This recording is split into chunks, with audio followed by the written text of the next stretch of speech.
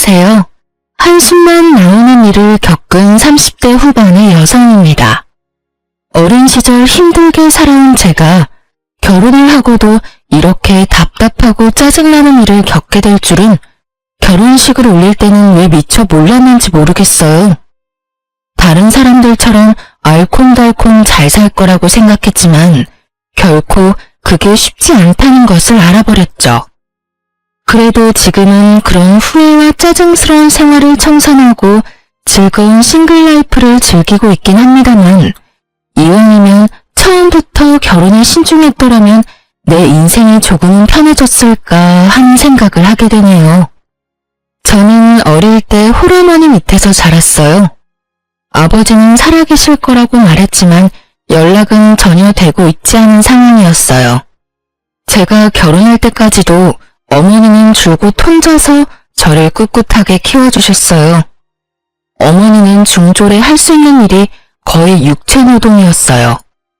식당은 기본이었고 건물 청소와 전단지 알바도 하셨어요. 어린 마음에 그런 어머니가 부끄러울 법도 했지만 저는 그런 마음을 가질 수 없었어요. 어머니가 버는 얼마 안 되는 돈의 대부분이 제게 쓰여진다는 걸 알고 있었으니까요. 그래서 저는 어머니를 깊이 존경하고 있었어요. 나를 버리지 않아줘서 고맙고 나를 키워줘서 더 고맙다고요. 저는 어릴 때부터 외동딸로 홀어머니 밑에서 컸기에 결혼은 어머니에게 잘하는 사람과 하고 싶었어요. 제가 시집가면 혼자 남을 어머니가 눈에 밟혀서요. 그렇게 고르고 골라 잡은 게 제 남편이었어요. 참 이상하죠? 결혼 전만 해도 남편은 저희 어머니에게 잘하는 아주 좋은 서윗감이었거든요. 함께 식사도 하러 가고 선물도 드리고 지금 생각해보면 제 환심을 사고 싶어서 그런 일을 한 것 같은데 그런 모습에 마음을 열고 결혼까지 하게 됐으니 저는 솔직히 이때 남편이 그런 모습에 속은 것이 지금까지도 속이 쓰릴 지경이에요. 결혼 직후에는 남편도 여전히 제 어머니께 잘해줬어요. 신경도 많이, 아니 다른 사위들이 하는 만큼 썼고요. 그런데 시모가 첫 단추를 아주 잘못 끼우더군요. 결혼식을 하고 나서 시모가 제게 그러더라고요. 솔직히 홀어머니 밑에서 컸다고 너 무시하려는 건 아니지만 어디 가서 좋은 소리 들을 만한 일은 아니라는 거 알지? 근데 나는 그런 거 다 이해할 수 있어. 솔직히 친정 빵빵하다고 시댁 무시하는 며느리도 요새 많잖니. 너는 그럴 것 같지 않아서 다행이야. 이 말에 저는 어떤 대답을 해야 할지 몰랐어요.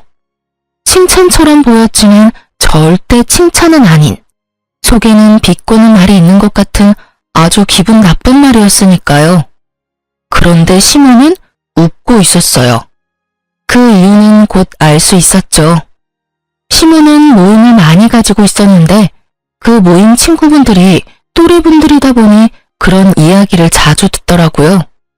제 결혼식 얼마 전에 들은 이야기가 며느리가 빵빵한 집안이라 뭐 하나 시키지도 못하겠고 문제 있으면 사돈댁들이 연락와서 하도 난리를 쳐서 며느리가 아니라 상전 모시고 사는 것 같다는 이야기였거든요. 그런 이야기를 듣고 났으니 저같이 한부모 밑에서 자란 며느리가 덜 깐깐하고 신경 쓰이지 않을 것 같아 좋다는 말을 하고 싶었던 것 같았죠. 듣는 저는 기분이 별로 좋지 않았지만 시모는 별로 깊게 생각하지 않더군요. 저도 깊게 생각하지 않기로 했어요. 그런데 뒤로 갈수록 시모의 그 생각은 다른 모임 사람들과의 대화에서 바뀌어가는 것 같더라고요. 남편과 결혼 후 처음으로 맞이했던 친정어머니의 생일날 시모가 제게 했던 말이 뭔지 아세요?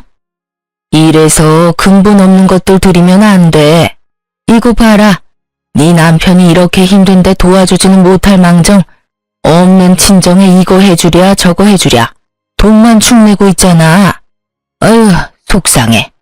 내가 이런 것도 며느리라고 드려서는. 친정엄마 생일에 용돈 50만 원 드리고 폰 바꿔드렸다고 제가 들은 소리였어요. 더 열받는 건 제가 드린 용돈도 폰 바꾼 돈도 다 제가 벌어서 드린 거라는 점이었어요. 남편 돈 하나도 쓴 적도 없고 남편 놈은 하나도 해주지 않았는데 제가 그런 말을 듣고 있으려니 정말 화가 났어요. 그래도 참았어요. 친정 어머니에게 이런 모습 보여주고 싶지 않았거든요. 잘 사는 모습만 보여주고 싶었던지라 그런 말을 들으면서도 친정엄마 생각에 꾹 참았어요. 남편은 시모의 행동을 보고도 제 편도 시모 편도 들지 않았어요. 시모 편을 들지 않은 게 다행이라고 생각했어요. 제 편을 들어준다면 시모가 또 열받아서 무슨 소리 할 줄 모르니 그냥 이대로 넘어가면 다행이라는 안일한 생각을 했네요. 시모의 그런 말들이 남편에게 분명히 영향을 미쳤다는 걸 첫 아이 8개월이 되었을 때 알게 됐거든요. 애가 아직 어리지만 육아휴직급여로는 생활이 되지가 않아서 결국은 아이 6개월부터 친정에 애를 맡기고 일을 시작했어요.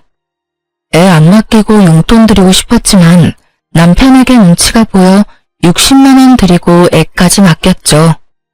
그리고 그날은 남편이 회식 때문에 늦게 들어온 날이었어요. 저는 일하고 와서 애까지 봐야 해서 피곤한 상태로 소파에서 쪽잠을 자고 있었죠. 그런데 큰 소리에 잠에서 깼어요. 나 들어왔어. 남편이 들어왔는데 잠이나 자고 있고. 아, 왔어? 애가 잠을 못 이뤄서 옆에 있다가 쪽잠 들었네. 내가 이래서 집에 들어오기 짜증나. 도대체 내가 당신이랑 왜 결혼했는지 모르겠다. 갑자기 무슨 소리야? 내 직장 동료는 돈 많고 집안 좋은 마누라 만나서 살맛나던데 나는 왜 이 모양이냐고. 그 친구 처가는 사위한테 해주는 것도 많은데 어째서 내 처가는 쓸 데가 없냐고. 너 갑자기 술 취해서 대체 무슨 말 하는 거야? 처가는 내 인생에 도움 하나도 안 되는 데다가 마누라는 남편 오든지 말든지 잠이나 쳐자고. 내가 진짜. 제가 뭐라고 할 것도 없이 남편 놈은 화장실로 들어가더니 씻는 것처럼 푸닥거리다 결국은 화장실에서 쓰러져 잠들었더군요. 남편에게 화가 나서 그를 차가운 타일 바닥에 놔두고 저는 애랑 안방에서 난방 빵빵하게 틀고 잤어요. 잠이 오지를 않았어요. 남편이 던진 그 한마디를 그 오밤중에 내내 곱씹다가 잠도 설치고 아침을 맞이했습니다. 그리고 일어나 보니 남편 놈은 아직도 화장실 바닥에서 자고 있더군요. 저는 남편 얼굴에 물을 한 바가지 끼얹었어요. 차가워. 이게 뭐야? 이제 정신이 좀 들어? 나 왜 여기 있어? 당신 어제 술 취해서 화장실에서 자던데 어제 기억 안 나? 기억 안 나는데. 갑자기 남편 놈이 제 눈치를 보면서 기억이 안 난다고 하더군요. 그럼 당신이 어제 나한테 한 말도 기억 안 나? 당신 어제 나랑 왜 결혼했는지 모르겠다고 나한테 말한 거 기억 안 나냐고. 내가 그런 말을 했어? 그래. 그리고 우리 친정에 쌓인 게 많던데 그거 다 어떻게 참고 살았대? 친정이 당신한테 해주는 게 없는 게 그렇게 열받았어? 근데 그걸 왜 우리 엄마가 해줘야 하는데? 너희 엄마한테 해달라고 해. 왜 남의 엄마한테 그런 거 바라는데? 그러는 너희 엄마는 나한테 도움된 거 있기는 해? 넌 왜 사람 말을 왜 그렇게 고깝게 받아들여? 어제 회사 동료 말 듣고 잠깐 그렇게 생각한 거야. 잠깐 치고는 가슴에 사무친 게 많던데 너 진짜 우리 엄마가 당신 인생에 도움이 안 된다고 생각하는 거야? 아니, 솔직히 도움받은 거 없는 건 사실이잖아. 주변에 장가 잘 간 애들은 다들 잘 살고 있는 것도 사실이고. 그래서 열이 받아? 근데 그런 이유면 너보다는 내가 더 열받아야 되는 거 아니야? 그게 무슨... 지금 내 꼴을 봐. 한창 육아휴직해야 할 시기에 당신 혼자 벌면 돈 없으니 6개월짜리 갓난아기 떼놓고 일하고 있잖아. 육아도 우리 엄마가 해주고 있고 집안일도 육아도 돈 버는 것도 다 하고 있는 내가 시댁 욕한 적 한 번이라도 있어? 아무것도 안 하는 당신이 나랑 우리 엄마한테 패 끼치는 건 생각도 안 하고 남편을 욕해? 남편은 자기가 말을 잘못 꺼냈다는 걸 알고는 입을 꾹 다물어 버리더군요. 좋아. 당신이 그렇게 생각한다면 나도 생각 있어. 저는 그렇게 말하고 아이 짐을 주섬주섬 쌌어요. 뭐 하는 거야? 불안했는지 남편이 묻더군요. 그런 남편 말을 무시한 채 짐과 아이를 챙겨 시댁으로 향했습니다. 어머님, 저희 왔어요. 오늘부터 당분간 애 좀 맡아주세요. 저희 어머니 요새 몸이 안 좋아서 애를 못 봐주겠다고 하셔서요. 거짓말이었지만 친정 엄마에게도 쉬는 시간을 드리고 싶기도 해서 그렇게 말하며 시모에게 아이를 데려온 거였어요. 시모가 고생을 해봐야 남편 놈이 저희 엄마 고생하는 걸 깨닫게 될 것 같았거든요. 제 행동에 남편 얼굴이 하얗게 질리더군요. 내가 왜 너희 애를 봐줘? 너희 친정에 맡기는 거 아니었니? 몇 달만 봐주시면 돼요. 어차피 애 1살이면 어린이집 보낼 거거든요. 여보, 잠깐만. 엄마한테 맡기는 건... 왜? 중졸인 우리 어머니도 그 정도는 하셔. 그보다 학력도 높고 아는 것도 많은 어머님이 애 하나 못 볼까봐 걱정하는 건 아니지? 그쵸, 어머님? 제 말에 시모가 거절의 말을 하려고 한 듯 했지만 입을 꾹 닫아버리더라고요. 하긴 매번 우리 엄마 중졸이라면 무시했으니 제 말을 거절할 수도 없었을 거예요. 그렇게 애를 맡기고 시모에게 말했어요. 아참, 어머님께 맨입으로 애를 맡길 수는 없으니까 어머님 용돈은 남편한테 말해놓을게요. 저희 친정에 맡길 때는 제가 돈을 드렸거든요. 당신 어머님한테 용돈 꼬박꼬박 드려? 알았지?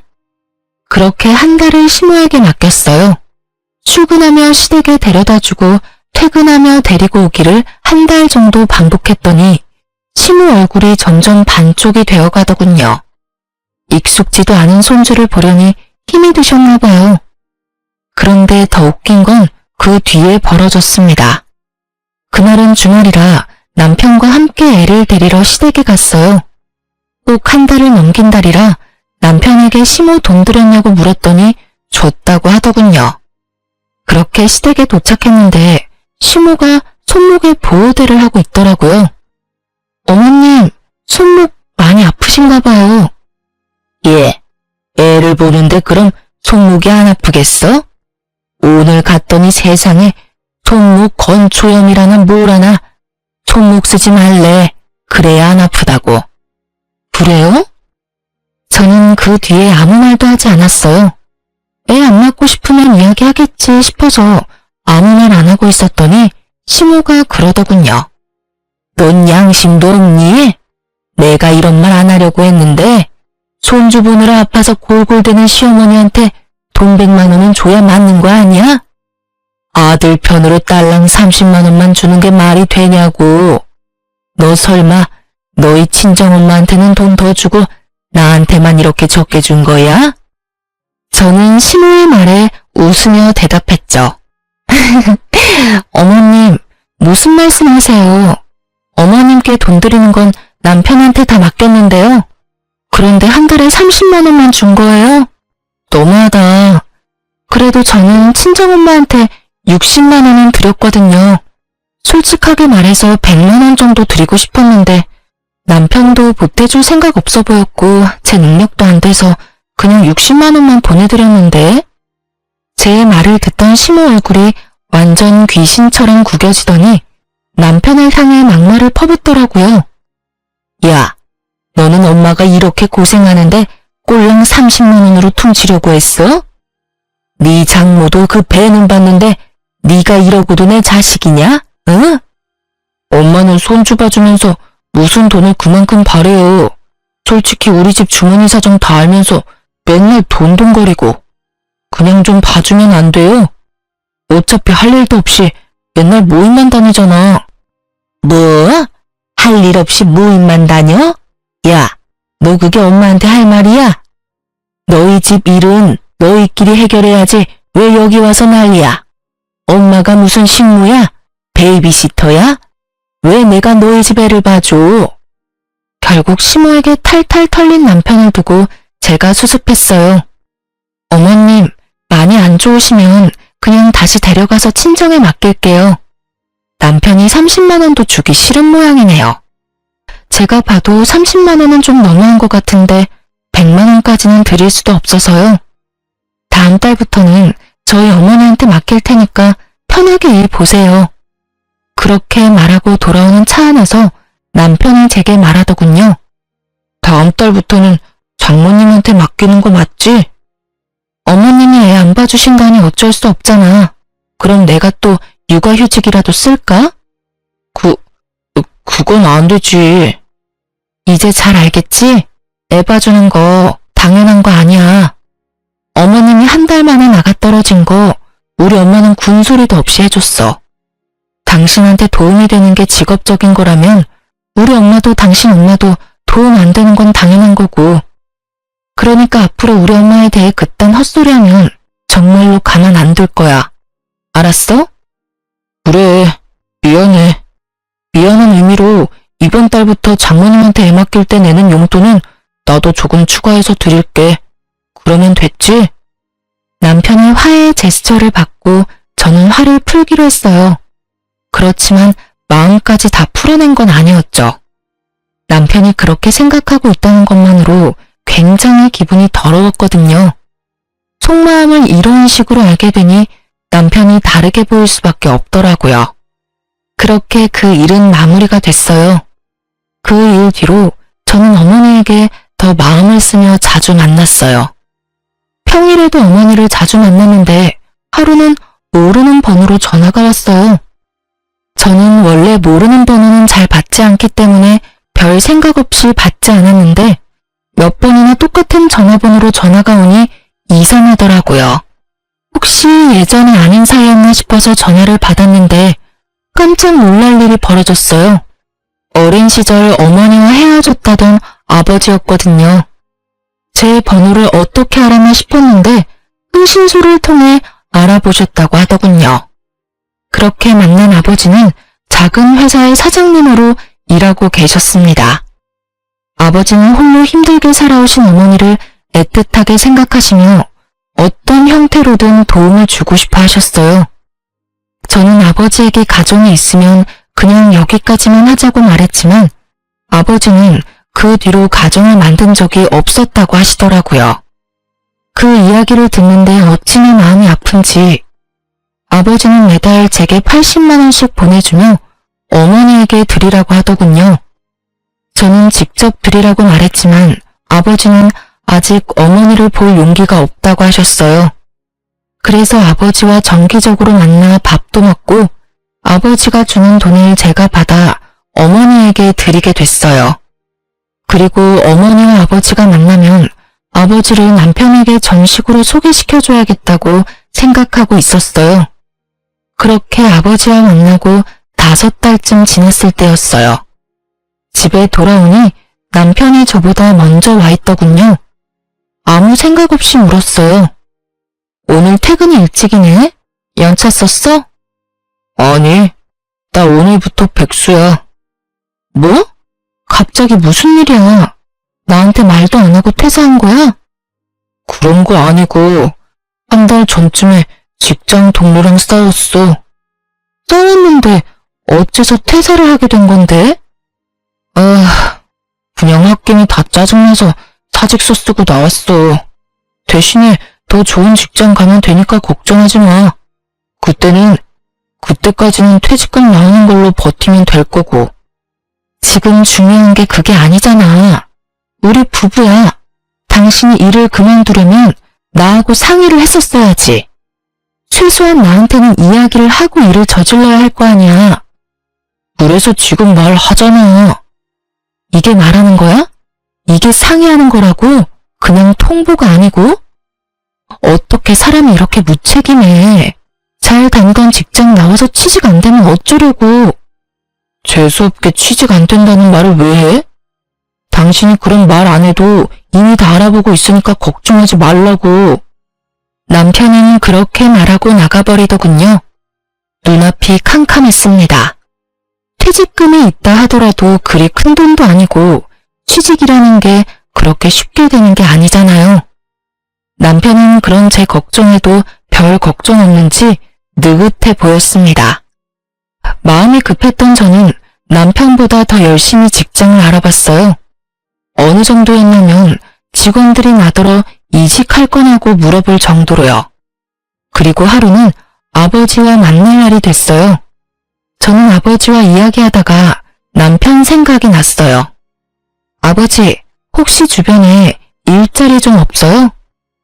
우리 남편 얼마 전에 일 그만뒀는데 아직까지 일자리도 못 구하고 백수로 놀고 먹고 있어요. 빨리 취직시켜줘야 제가 마음이 좀 편할 것 같은데 일자리가 별로 없네요. 그래? 갑자기 잘 다니는 직장을 왜 그만뒀대? 혹시 아는 거 있어? 직장 동료랑 좀 안 맞았나 봐요. 그래서 사직서를 쓴 모양이에요. 차마 동료와 다투고 홧김에 그만뒀다는 말을 할 수 없어 그렇게 말했더니 아버지가 그러더군요. 내가 한번 알아보마. 그러고 보니 우리 회사도 지금 사람 구하는데 네 남편이 괜찮다고만 하면 우리 쪽에도 이력서 한번 넣어보라고 해. 정말요? 아버지, 너무 고마워요. 이 은혜를 어떻게 갚아요? 내가 너한테 못해준 것만 생각하면 이런 거라도 당연히 해줘야 싶어. 그렇게 아버지와 이야기를 하고 집에 돌아온 저는 이 좋은 소식을 어떻게 전할까 싶어서 들떴어요. 우선은 그 사람이 우리 아버지라는 걸 밝혀야 할 것 같아서 말할 타이밍을 재고 있었는데 좀처럼 남편이 집에 붙어있지를 않더군요. 그런데 2주 정도 지났을까요? 남편이 제게 할 말이 있다며 부르더군요. 거실에 나가니 남편이 착 가라앉은 표정으로 제게 그러더라고요. 여기 이혼 서류 작성해줘. 이혼은 내가 말 안 해도 알지? 뜬금없는 이혼 서류에 제가 당황해서 물었죠. 이혼? 갑자기 무슨 이혼이야? 나 다 아니까 모르는 척 하지 말고. 그러니까 이게 뭐냐고. 알아듣게 말을 해야 할 거 아니야. 내 입으로 꼭 그걸 말해야겠어? 나 다 알아. 안다고. 당신이 바람피는 거. 그러니까 이혼하자. 나 이대로는 당신이랑 같이 못 살아. 바람을 피다니 너무나 황당한 말이었습니다. 정말 짐작조차 가지 않더군요. 벙찐 제 표정을 연기라고 생각했는지 남편이 제게 서류 봉투를 하나 던지더니 언제 싸뒀는지 캐리어를 가지고 와 밖으로 나가더군요. 저는 놀라서 급히 봉투를 열어봤습니다. 거기에는 아버지와 제 사진이 있었어요. 제가 진실을 말하려고 남편을 붙잡으려 했지만 남편은 이미 밖으로 나간 뒤였어요. 그때 핸드폰에 문자가 왔어요. 남편이었습니다. 대화는 필요 없고 불길한 너랑 같이 있기도 싫으니 별거 하겠다는 말이 적혀 있었어요. 저는 황당해서 그 자리에서 남편에게 전화를 걸었지만 그는 받지 않았습니다. 저는 문자를 남겼어요. 그 사람은 제 아버지라고요. 그렇지만 남편은 읽지도 않고 다 씹어버리더군요. 수상한 냄새가 났어요. 제가 정말로 바람을 폈더라도 남편이 이렇게 빠르게 대처할 수 있을 리가 없는데 뭔가 너무 일사천리로 일이 진행되는 것 같았거든요. 그래서 저도 남편을 몰래 뒷조사하기로 했어요.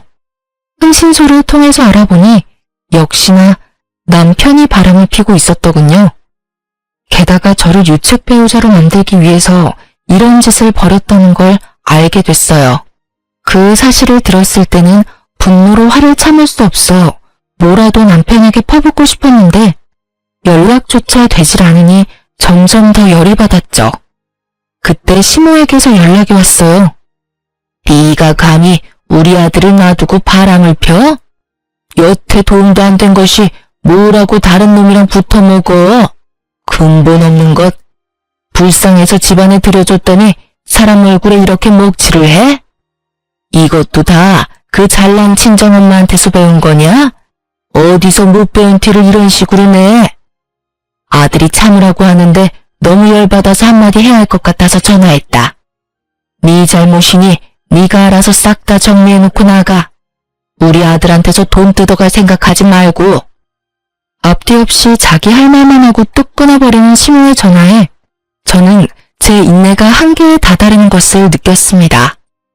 오해를 풀고 자시고 할 것도 없고 분류는 상대방이 열심히 하고 있었으니 저의 오해를 푼다 한들 우리 부부가 다시 예전처럼 돌아오지 않을 것이 뻔했어요. 저는 흥신소에서 보내온 서류와 사진을 확인했어요. 남편과 바람을 피는 상간녀는 부자로 보이더군요. 저는 남편에게 전화했습니다. 이혼을 해주겠다는 문자를 남겼더니 바로 전화를 받더군요. 당신도 바람을 피웠으면 피웠다고 말을 하지 그랬어. 그때 알았으면 당장 이혼해줬을 텐데. 바람이라니, 그 여자는 그냥 일관계로 만나는 사람이야. 이번에도 소개비만 주면 대기업에 한 자리 주겠다고 했어. 말 안 하고 싶으면 그걸로 됐어. 그런데 당신이 소개비가 어딨어? 퇴직금도 다 떨어먹은 주제에. 내가 왜 돈이 없어? 당신이 줘야 할 위자료 있잖아. 그거로 소개비 낼 거니까 합의 이혼하고 위자료 내. 합의 이혼? 내가 그렇게 쉽게 이혼해줄 줄 알았어? 내가 왜? 너한테 뒤통수 맞고 얼얼함이 가지지도 않았는데. 내가 한 대 맞았으니 당신도 한 대 맞아야 공평하잖아. 그렇지? 그래서 어쩔 건데. 발악 좀 그만해. 당신이 바람핀 건 사실이야.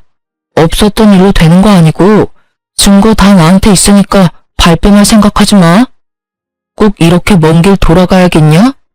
적당히 인정하고 돈이나 내놓고 헤어져. 남편의 머릿속에는 모든 것이 계획되어 있더군요. 물론 구멍이 숭숭 난 못 쓸 계획이었지만요. 저는 서류를 그 자리에서 구기고 남편에게 말했어요. 소송할 거니까 그렇게 하라. 누가 잘못했는지는 법정에서 가려보자고. 그럼 열심히 준비해봐. 내가 불륜이라는 증거도 잘 모아보고. 저는 그렇게 말하고 그 길로 이혼 전문 변호사를 찾아갔어요. 가장 먼저 준비했던 건 상간녀 소송이었고 그 뒤가 제 아버지와의 친자 확인 검사였어요. 그리고 남편 뒷조사하며 바람핀 증거자료도 싹 모아 변호사에게 줬어요. 그리고 남편이 쓰던 제 노트북에 메신저 백업해둔 대화 내용까지 싹 다 보냈어요. 바보 같은 남편은 제가 쓰라고 준 제 노트북을 정말 자기 것처럼 썼더군요. 그리고는 나갈 때 고이 놔두고 갔고요. 차고 넘치는 문자 내용에 바람핀 증거는 너무도 많았습니다. 게다가 날짜도 거의 1년 전부터였고요. 1년을 모르고 살았다는 거 지금도 이해가 안 돼요. 어딘가 찝찝한 구석이라도 있었을 텐데 왜 전 그렇게 태평스럽게 살았는지. 너무 후회가 됐지만 지금이라도 상황을 바로잡을 수 있다는 게 다행이라고 생각했어요. 그렇게 이혼 소송을 진행하고 한 달쯤 지났을 때 전화기에 불이 날 만큼 남편에게서 전화가 왔어요. 전화를 받을 필요가 없다는 생각에 무시했는데 그날 저녁 친정어머니가 집에 빨리 오라고 하더군요. 맡겨둔 애가 아픈가 싶었는데 가보고 완전 열이 받았어요.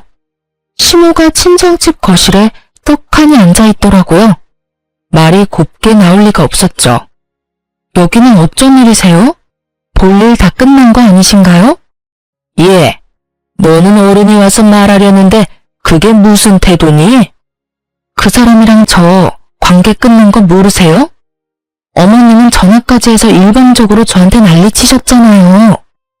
거야, 네가 잘못했으니 그런 거 아니냐? 애초에 바람을 핀 건 너고. 아니라고 말씀드렸고 이미 관련 서류 변호사에게 보내놨으니 나중에 확인하시면 되겠네요. 그런데 여기는 왜 오셨어요? 저희 어머니한테 무슨 말 하려고 여기까지 오신 거냐고요? 아이, 정말 내가 이런 데까지 와서 사정하게 될 줄은 몰랐다만. 너 바람핀 거랑 이혼 없던 일로 해줄 테니 다시 돌아와라. 뜬금없는 회유에 저는 어이가 없었어요. 직전까지 짜증 부리며 화내더니 갑자기 왜? 이런 생각을 하고 있는데 시모가 앙칼진 목소리로 그러더라고요. 아들이 너한테 그렇게 심하게 한 건 다 사기당해서 그런 거야. 대기업 취직시켜준다는 사람한테 홀라당 속아서 도깨비를 줬다고 하지 뭐냐. 돈 주고 나니 연락도 안 되고 없는 번호라고 하니. 너도 당당할 거 하나 없으니 둘이서 완만히 이야기해서 이혼 없던 걸로 해. 웃겼어요. 다시는 안 볼 것처럼 모진 말을 다 쏟아내더니 자기 아들 사기당해서 힘들게 살 거 생각하니 안면 몰수하고 여기까지 온 시모 처지가요. 그 사람이 사기당한 거랑 저랑 무슨 상관이에요.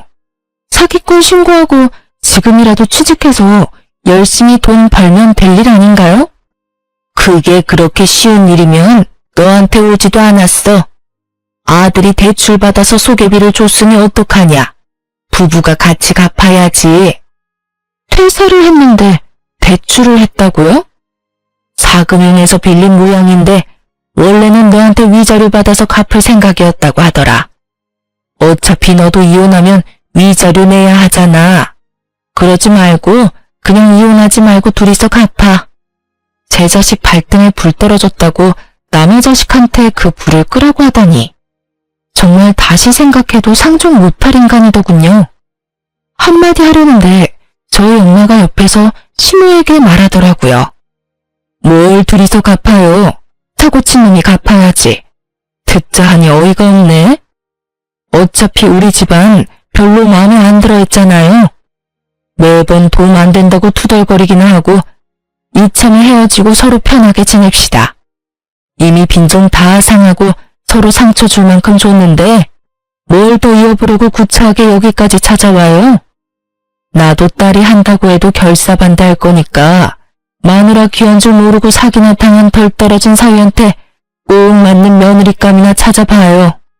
평소 소리 한 번 친 적 없던 친정엄마는 시모를 향해 거의 악담에 가까운 소리를 질러댔고 친정엄마의 말에 말문이 막힌 시모가 얼굴이 벌겋게 되더니 큰 소리를 치더군요. 자기 딸년이 밖에서 늙은 남자나 만나는 줄도 모르고 그딴 말을 나한테 해? 아들이 부탁해서 여기까지 왔는데 내가 그럴 필요가 없었네. 나중에 위자료가 많네 어쩌네 난리나 치지 마. 어디서 바람난 연주지에 큰 소리야? 위자료는 그쪽이나 걱정하세요. 남의 집 일에 무슨 참견은 아이고 자기 자식 모자란 건 생각도 못하고 남의 자식 허무는 꼬투리 잡는 꼴 좀 봐. 어머님, 남편 1년 전부터 그 사기꾼 년이랑 바람피고 있었거든요. 그 증거 다 모아서 변호사한테 보냈으니 나중에 위자료 금액 보고 놀라지는 마세요. 제 걱정해 주시는 것 같아서 저도 걱정해 드릴게요. 시모는 화를 내며 나가버리더군요. 친정엄마는 시모가 집 밖으로 나가자마자 소금을 들고 와서 왕창 뿌리더라고요. 근데 얘, 너 사진 찍혔다는 늙은 남자는 누구니? 누구길래 저 집안 사람들이 그걸 물고 늘어져? 저는 지금이 어머니에게 말할 타이밍이라는 걸 알았어요. 저는 가지고 있던 사진을 내밀었죠. 사진을 보던 어머니가 깜짝 놀라는 걸 봤어요.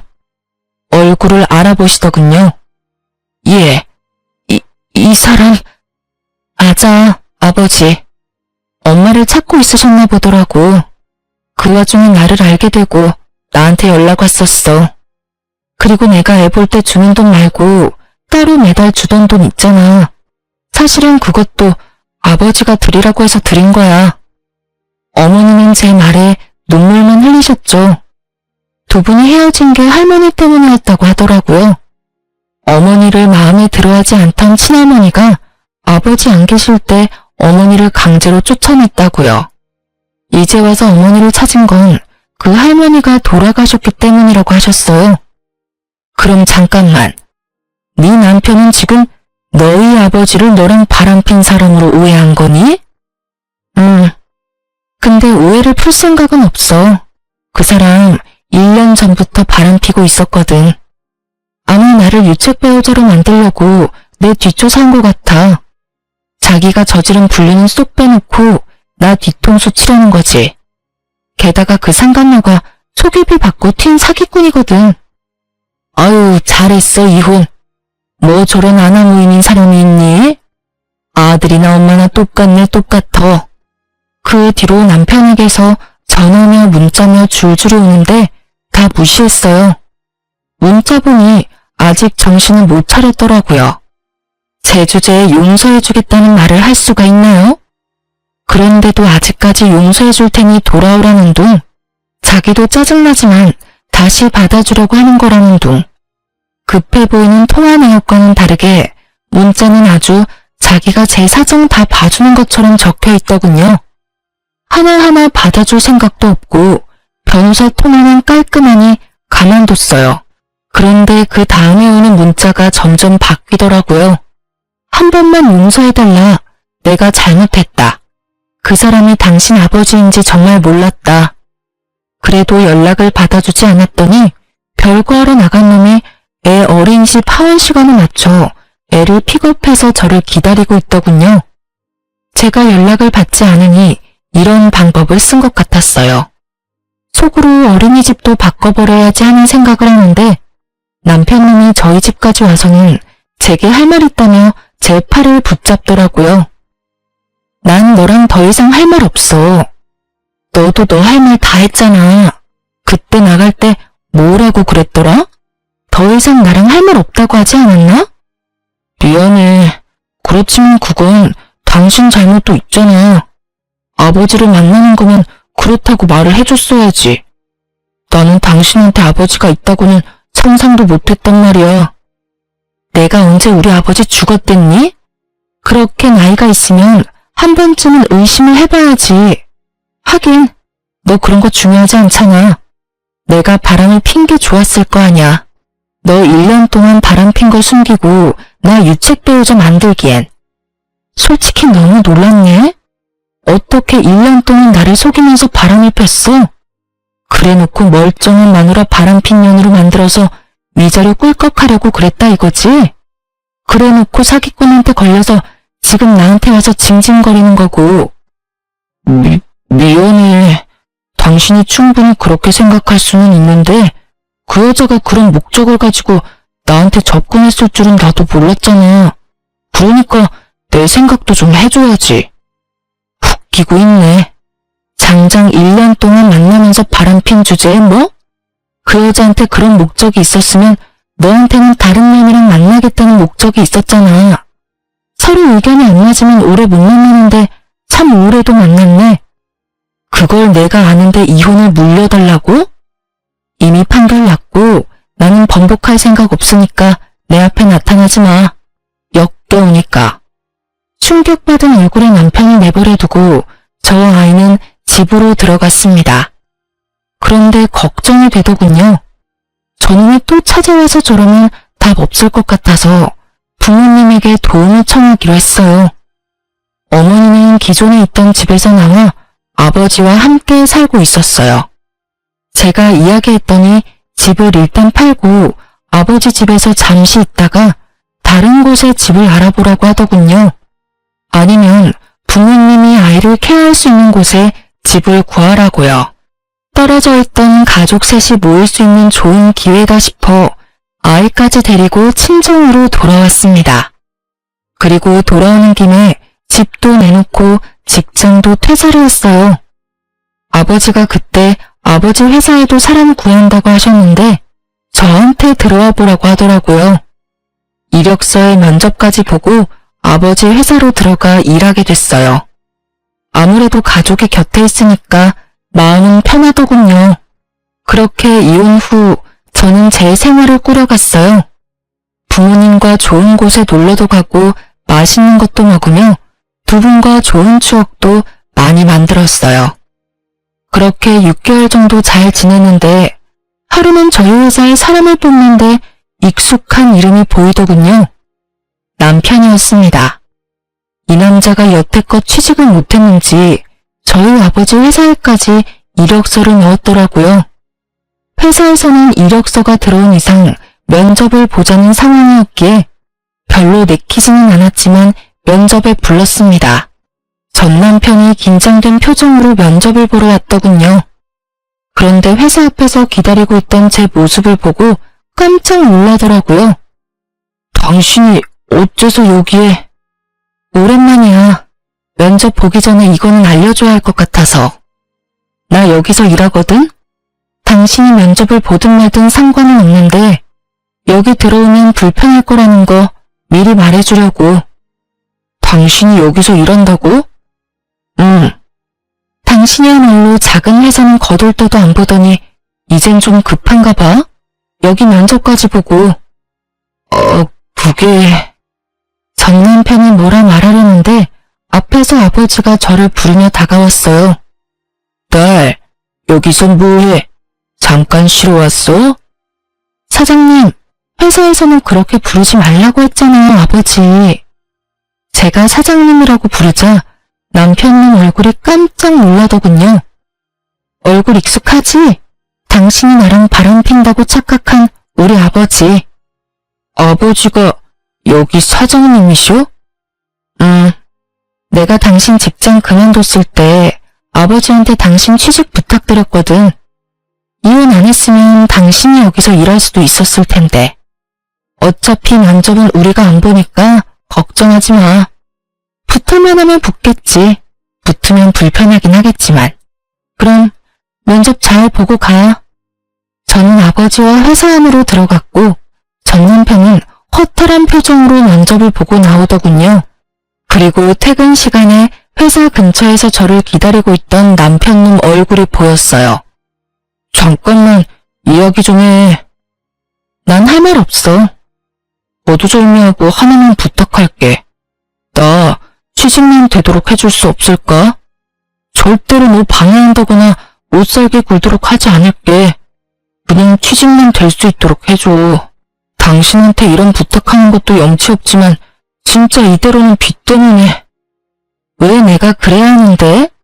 우린 이미 다 끝났어. 당신이 추잡한 짓 하면서 나 뒷조사할 때 찍은 사진 기억나?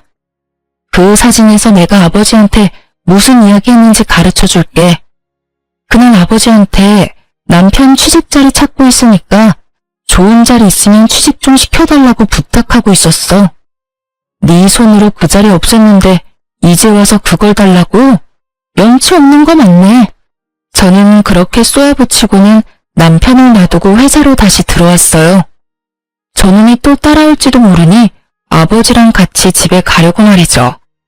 그리고 몇 달 뒤에 두 분 결혼 기념일이 있어서 아무 생각 없이 자주 가던 식육식당으로 모셨어요. 평소 맛이 있어서 자주 가던 곳이었는데 하필이면 전 남편과 시모도 거기 와 있더라고요. 미처 생각하지도 못했어요. 이 사람들하고도 자주 왔던 곳이라는 걸요. 굳이 피할 것까지는 없다고 생각했는데 자리가 또 하필이면 바로 옆자리. 다른 곳으로 가려다가 아버지가 그냥 먹자고 해서 앉았어요. 그런데 시모가 저와 친정엄마를 보더니 코웃음을 치며 험상궂은 표정으로 시비를 걸더군요. 아이고, 자식 새끼는 이혼시키고 본인은 시집 새로 갔어? 그렇게 딸 위하는 척 하더니 어이가 없네. 다 늙어 빠져서는. 부끄러운 줄 아세요? 부끄럽기는 뭐가 부끄러워요? 몇십 년 만에 만난 부부 사이 금슬 좋은 게 욕먹을 짓입니까? 욕을 하고 싶으면 제대로 알아보고 하세요. 내 딸, 그리고 제 와이프 한 번만 더 그딴 식으로 말하면 명예훼손으로 소송 걸어버릴 테니까. 얼마 만에 만난 가족들인데 딸과 와이프가 가만히 있다 하더라도 제가 가만히 있지 않을 거라고요. 그 말에 시모가 놀라서 눈이 땡그레졌어요. 저는 솔직히 좋은 기분으로 여기 와서 기분 다 망친 게 짜증나서 전 남편에게 마구 따져 물었어요. 당신이랑 당신 어머니 왜 이렇게 무례해? 우리 아빠가 회사에서 너를 면접에서 뽑지 않았다고 지금 앙심 품고 이러는 거야? 뭐? 회사? 이게 다 무슨 소리야? 그리고 갑자기 어디서 아버지가 튀어나와? 전 남편보다는 시모가 더 놀라 제 말에 전 남편에게 되묻더군요. 사실은 그때 와이프 바람핀다고 사진 찍었던 사람이 아버지였더라고. 그리고 얼마 전에 이력서 낸 회사 사장님이 저 아버지시고. 뭐야? 너는 그걸 왜 이제야 말해? 이제야 아시겠어요? 제가 아버지와 만나고 처음으로 한 부탁이 우리 남편 아버지 회사에 취직시켜달라는 부탁이었어요. 그런데 아버지와 찍은 사진 덜렁 가지고 와서는 더러워서 같이 못 사느니 네가 할 말이 있기는 하냐느니 그딴 소리 찍찍 해대면서 나 천하의 몹쓸 년으로 만들었잖아요. 그런데 보시라고요. 바람은 누가 폈는데? 이 사람이 처음부터 그런 꽃뱀한테 넘어가지만 않았으면 우리 아버지 회사 이어받을 사람은 이 사람이었을지도 모르죠. 매번 친정이 도움 하나 안 된다며 둘이서 쌍으로 저희 친정 욕했죠? 그런데 보세요. 지금 자기 복을 자기가 걷어찬 사람이 누군데요? 그런 주제에 우리 어머니한테 뭐요? 말이면 다해요? 그렇지. 내가 우리 딸이 오랜만에 만나 애틋한 것도 있고 사위 될 사람이 힘들다기에 딸 부탁은 뭐든지 들어주려고 했는데 말이지. 이혼 잘했어. 이렇게 귀얇고 여자 좋아해서 집안 말아먹는 인간하고는 상종을 안 하는 게 상책이야. 이런 사람을 회사에 들였다가 회사 말아먹었으면 어쩔 뻔했냐? 지금 하는 것만 봐도 봐라. 자기 무덤 자기가 파놓은 놈에 교양 없이 다른 사람 집안 사정을 약점 삼아서 천박한 말이나 해대는 어머니에 이런 집안이랑 사돈이라 그러면 어디 가서 욕 얻어먹어. 잘했어. 어디서 남의 마누라한테 늙어 빠져서 시집을 갔다는 말을 해. 그쪽이야말로 늙어 빠져서는 직장도 못 구하고 빌빌대는 자식 뒷바라지나 하며 사는 주제에 아버지의 차가운 말에 심호와 전 남편은 꿀먹은 벙어리가 돼서는 식사도 안 하고 자리를 뜨더군요. 그러게 있을 때 잘할 것이지 왜 이제와 후회를 해요? 거기다 심호는 반성이라고는 모른 채 다른 사람을 조롱하기까지 하고 마지막에 아버지가 화내주셔서 속 시원하게 확실히 악연을 끊어버렸네요. 앞으로는 우연이라도 만나지 않도록 조심 또 조심할 생각이에요. 만나면 이렇게 쓸데없이 기력이 소모되니 안 보는 게 서로를 위해 좋은 일이죠. 그래도 자기들이 얼마나 멍청한 짓을 했는지 알려줄 수 있어서 그 식사 자리는 참 속 시원한 자리였긴 했어요. 솔직히 친정 고마운 줄 모르고 불평불만 쏟아낼 때 이혼을 생각했어야 했는데 그땐 아이를 키우느라 남편이 바람 피우고 있을 줄은 꿈에도 몰랐죠. 지나고 보면 아이에는 관심도 없었고 오로지 친정 재산에 목숨 매는 놈이었다는 걸 못 알아봤던 제가 한심하네요. 아버지가 잘 풀렸으니 더 이상 후회는 하지 말라고 하시는데요. 다 저를 걱정해서 해주는 말씀이겠죠. 이혼하고 힘든 건 항상 더 빨리 이혼하지 못했음에 대한 후회인 것 같아요. 이제라도 늦게 만난 우리 아버지와 더 소중한 시간 보내려고 매일같이 다짐하고 있답니다. 글 쓰다 보니 길어지네요. 지금까지 긴 사연 읽어주셔서 감사합니다. 오늘도 좋은 하루 되세요.